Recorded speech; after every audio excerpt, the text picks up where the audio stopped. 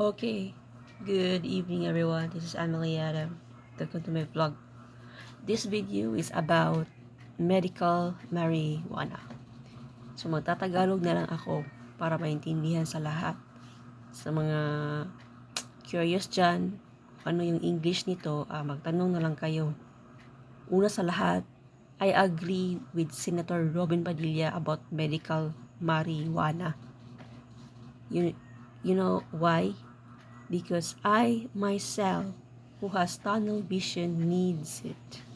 According to eye researchers and eye scientists, it can potentially restore vision loss. Secondly, medical marijuana is medical marijuana is for those who are sick, and it's for the needy, sa mga taong nangangailangan dyan. Ito yung pinaka talagang magandang epekto ng marijuana.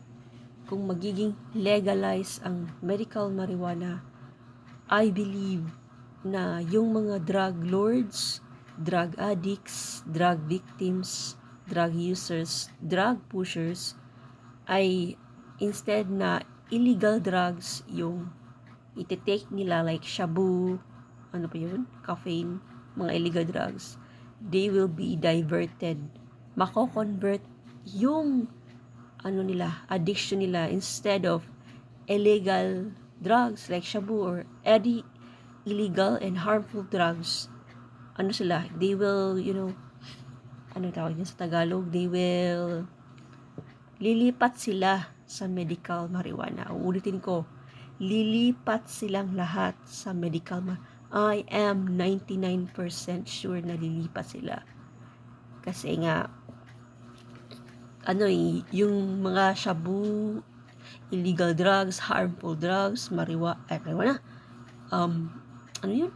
caffeine, ecstasy, they are using it for, like mental health, like anxiety, depression, loneliness, ginagamit nila yan. So instead of using shabu, illegal drugs, harmful drugs, we need to lipat tayo sa medical marijuana.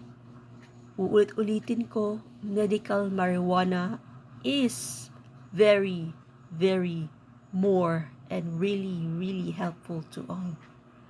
So, sa mga drug lords dyan, mga drug addicts dyan, drug users, drug pushers, drug victims, lipat na po tayo sa medical marijuana. Okay? So, it's for all health problems. Yeah. So, hanggang dito na yung vlog ko. And let's be open-minded. Huwag po tayong magbobobohan. Huwag ho tayong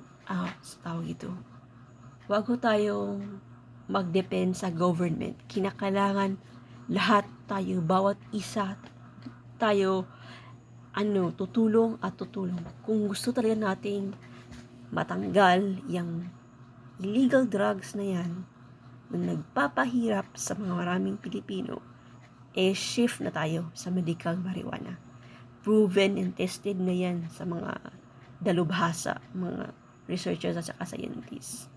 So, one word is enough for a wise man. One word is enough for a wise person. One word is enough for a wise nation. One word is enough for a wise economy.